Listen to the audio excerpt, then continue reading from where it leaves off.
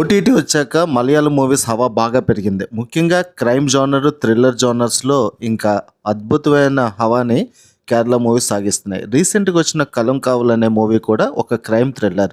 ఈ సినిమాలో ఒక స్పెషాలిటీ ఏంటంటే ఎప్పుడూ పాజిటివ్ రోల్స్ వేసే మమ్ముట్టి నెగెటివ్ రోల్‌లోను, నెగెటివ్ రోల్స్ వేసే జైలర్ విలన్ వినాయక్‌ను పాజిటివ్ రోల్‌లో అంటే ఇన్స్‌పెక్టర్ రోల్‌లోనే ఉంటాడు. యాక్చువల్‌గా పాజిటివ్, నెగెటివ్ రోల్స్ అని చెప్పలేం కానీ ఇద్దరు 2 క్యారెక్టర్స్ మధ్య జరిగే ఒక రకమైన ఇన్వెస్టిగేషన్. ఈ సినిమాలో ముందు మనకి అసలు ఎవరు కిల్లర్ అనేది తెలిసిపోతుంది.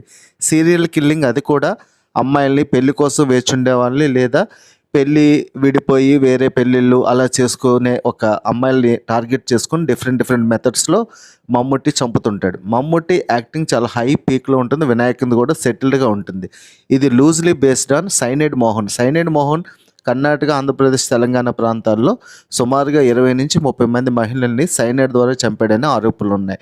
దీని మీద బేస్ చేసుకుని వచ్చిన మూవీ. ఆల్రెడీ ఇదే పాయింట్‌తో ఈ హిందీలో ఒక వెబ్ సిరీస్ వచ్చింది. విజయవరం నటించిన 'దాహద్' వెబ్ సిరీస్ కూడా దీని మీద బేస్ అయిందే. బట్ వెబ్ సిరీస్ కూడా చాలా బాగుంటుంది. ఈ ఈ సినిమా మాత్రం సూపర్ గ్రిప్పింగ్ అని అయితే చెప్పలేం. ఓన్లీ హైలైట్ ఏంటంటే మమ్ముట్టి యొక్క యాక్షన్. అంత పెద్ద స్టార్డమ్ ఉన్న హీరోయిన్ ఒక నెగిటివ్ రోల్లో సినిమాని చేయడాన్ని ఒప్పుకోవడం ఈ సినిమాను మనం బాగా హైలైట్గా చెప్పుకోవచ్చు.